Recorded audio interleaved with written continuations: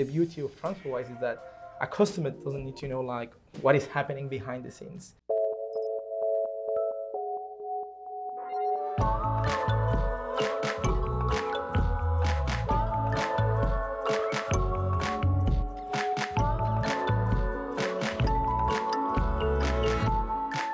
How are you doing, Felipe? You all good? I'm great. Thank you for inviting me. I'm really Cool. excited to talk about the account. Opening the account, it's free. Yeah. We don't have any fee or minimum amounts that you need to hold in the account, which Yeah. is something that we've seen in the past on other products like this. Okay. So you have that. And then when you travel or when you're using the account or when you're exchanging money, again, as TransferWise, always transparency comes first. And it's like, you'll always have this transparent fee that you'll know what you're paying. Yeah. It's not dependent on the rate because we always give you the real rate, how we call it, the one you see in Google. And what happens is you have the mid-market, which is the real market. And then there are different rates. You have like the intra-bank rate, or Yes. you have like the ones that each bank sets. But let's say like the real one, like the one that you will open Google right now, Yeah. just type in, you will see is that market rate. And that's what we always offer. We believe that you should always know what the rate is Yes. upfront, and that's, let's say, part of our promise. How did you go about validating the fact that this product needed to exist? When people were using our account, they will reach out to our customer support or an NPS. That was like the first evidence. It's Yeah. like, oh, it would be great if you had a card, or I really need to receive money from abroad. How could I do it with you? Because I Yes. lose so much money. And when we did that, then we clearly identified those three use cases. Receiving, the capacity, for example, of a freelancer that lives in Poland, Yeah. that has a client in the US. How would you get paid if you weren't using this account? Usually you will use a bank or Swift. Sure. But then if we were to build a product, when you get real bank details, so you can bank as a local in that currency, that we will solve that problem. So Yeah. that's receive. Cool. Then holding was, we will talk with different customers. Let's say a Turkish customer that holds Turkish lira, but the Turkish lira is highly volatile. Yeah. And then they will just, oh, what if I could just hold in GBP? Right. And that's what they do. And then finally a spend. And once those set of customer interviews happen, that's when we decide, oh, we should just build an account Yeah. and expand what we do in TransferWise, leveraging on this fantastic international payment network that we've built. Obviously, the product is super strongly designed. I guess you've got quite an important part of your process. Do you have like animators, designers, that kind of thing? And do they sit within your sort of product team, or are they kind of overarching? Yes, so that's super important. So we have a fantastic in-house design team, which is composed from product designers, animators, illustrators, copywriters that play an essential part of our product. Yes. And how they work, and how I think this works pretty well, is the designers sit inside the product teams. Okay. Because when you're closer to the impact is when you can also, and closer to engineering and product, is when you can really put this ambition that design have into effect. How have you found the experience then of implementing this as a sort of a style of doing things? When you're trying to build product, yes, you need a lot of coordination and like cross-team work. Yeah. But also it's the trust on the teams that are owning this product and moving it forward. Yeah. And design is an essential part of this. And it shouldn't be like a separate process. It's a process that is embedded in product. Yes. And our product cycles are around precisely the work we do with them. Cool. Great. Well, I guess we want to take a little bit look now at some of the more specific functionality available within the Borderless account. So as you can see here, we start off with this really lovely sort of carousel feature, nice popping imagery and that kind of thing.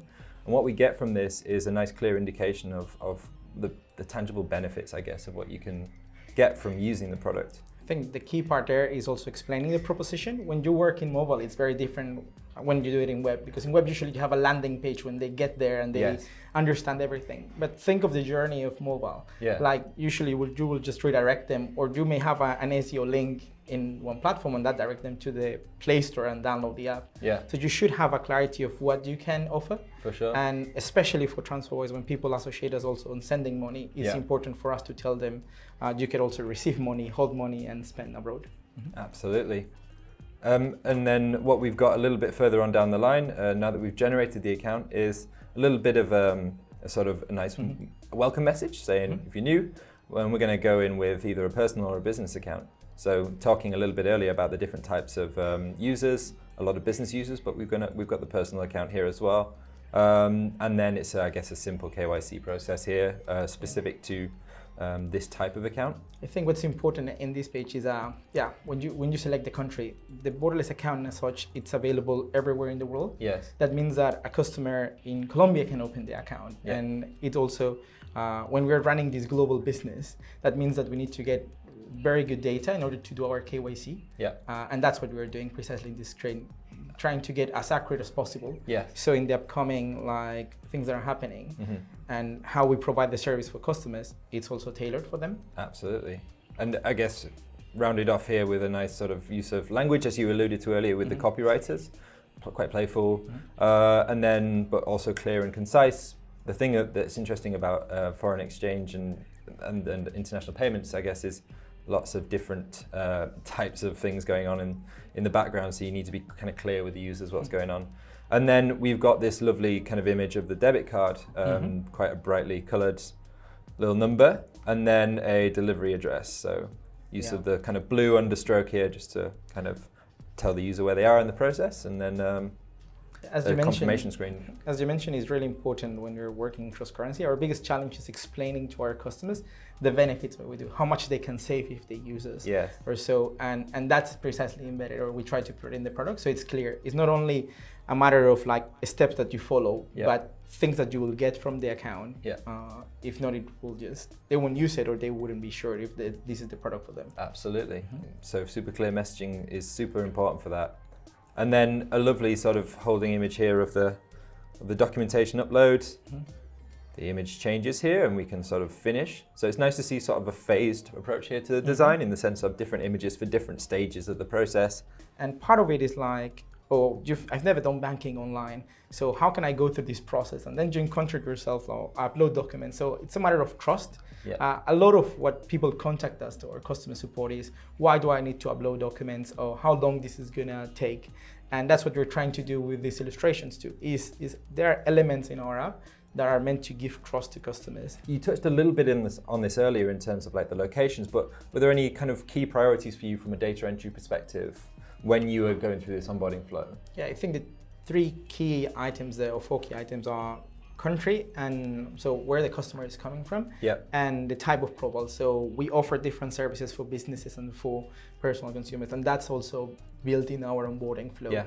The requirements are different, KYC is different, so those 2 are important. Okay. Then when you think about like the information from the customer, like we need to ensure that they write, for example, their full name, because when we're going to do KYC, if they don't write their full name and we want to match it to one of the documents, that wouldn't work out. Yeah. So those are fundamental things. We try to be as clear as possible, so customers, it's just a one go. When you're building these products, you also try to build delight on this onboarding journey. Yeah, that means that the wish, or like the ambition, is for you to onboard in minutes, in seconds. Yeah. And the only way we can provide this is if customers give us the data that will also work with our automatic KYC processes. Okay, cool. And I guess the important thing is how much information is enough information from your perspective? Are you happy to gather things at later stages, or do you like to get it all done? What's important is to localize and to understand what happens in each market. Yes. So we provide this account in Europe, in Asia, in the US, in Latin America, and that means that you can go and build a product that fits it all, but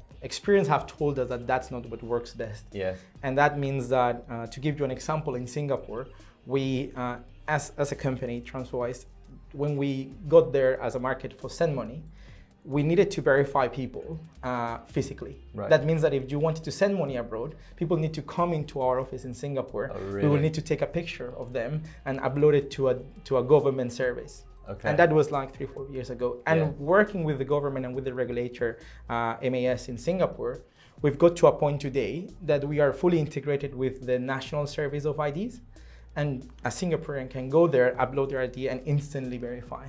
If we have a presence on over 40 different currencies, that means that we really need to go deep in each market, providing it better. Yes. And that's also, I wouldn't say an overhead, but a challenge for the product teams. Of course. Because when you have a very specific market, yes. Like a neobank in the UK, then you'll have a specific group, a specific KYC that is very narrow. Yes. But for us, we receive KYC documents from, let's say, Malaysia, and we need to process them differently as we process a document from France. Yes. And that, it needs to be embedded and needs to be dynamic and localized. Yeah. And that's, I think, what we've done.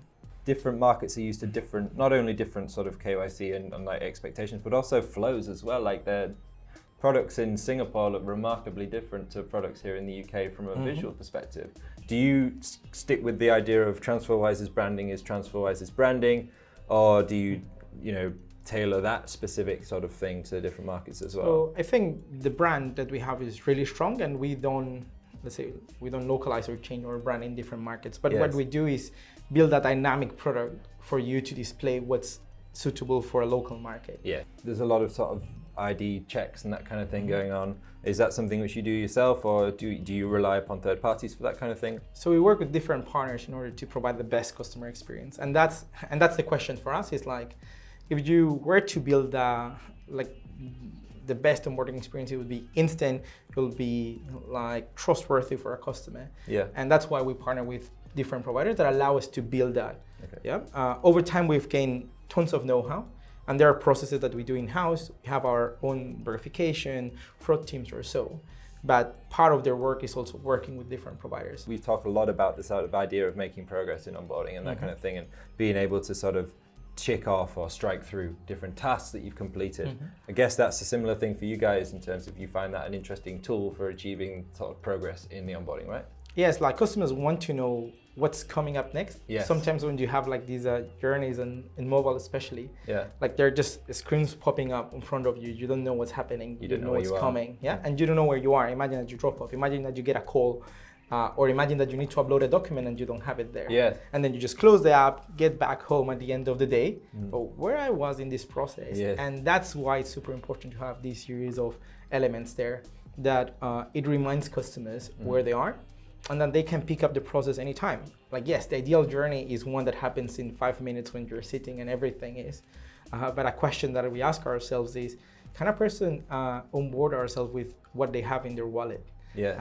And in certain markets, even because of what we need to do to comply, they would require documents that you don't carry in your wallet. And that means that you should enable them to also continue in this journey.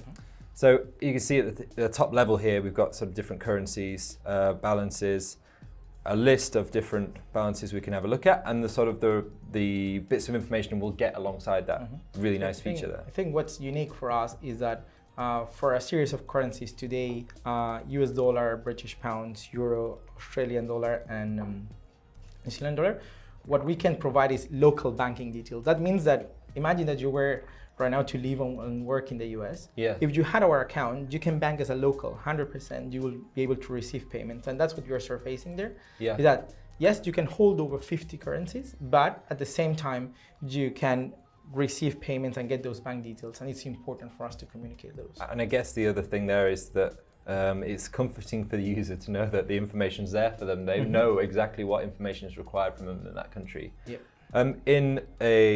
In a capacity here, we're going to send a bit of currency over, so money, and then we're sending it over.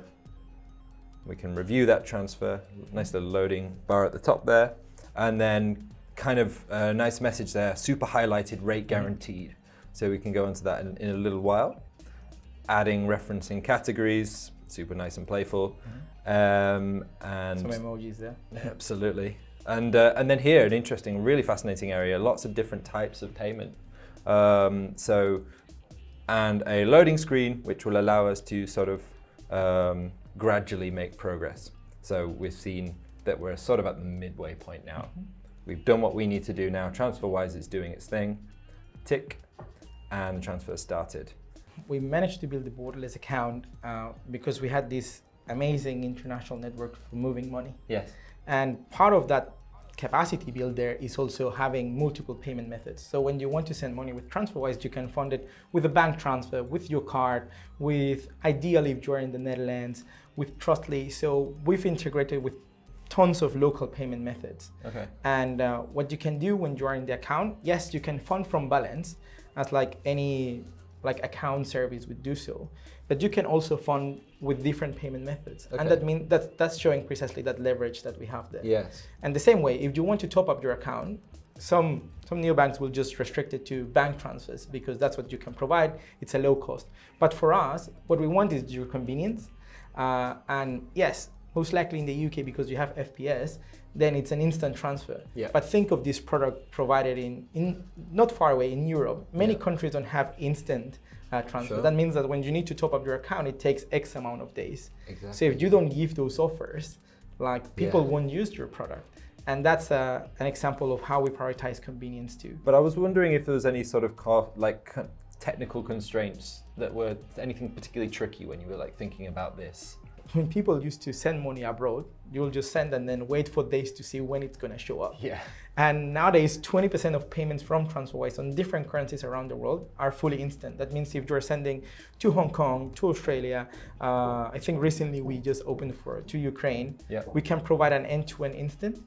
Okay. And that's just one example of the series of challenges that we needed to go through. Yes. And that doesn't happen like one day to another. It's part of regulation. It's part of working with the partners. It's part of integrating. Who deals with that currency side of things, or the payment rail side of things, like within those teams? Is it, I guess they're specific sort of analysts who'll be doing that kind of work, or? So it's a thing of work with product. I think product managers in each region need to understand what percentage of the payments we consider instant. So for us, it's like under 20 seconds is instant.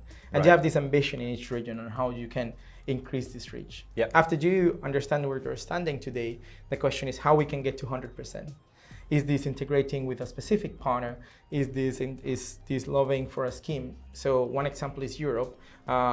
Late the last year, we integrated to the scheme that's called Instant SEPA, Yeah. which is meant to be like a similar thing as FPS, instant payments around Europe. Okay. And the truth is that not all the banks in Europe have integrated as such. Right. Okay. And right now, with our integration, we could support everyone. Yeah. And our challenge is more the receiving bank doesn't have it, or like the sending bank doesn't have it. Yeah. And it's also work with different partners in order for them to do that. Therefore, we can provide an instant experience too.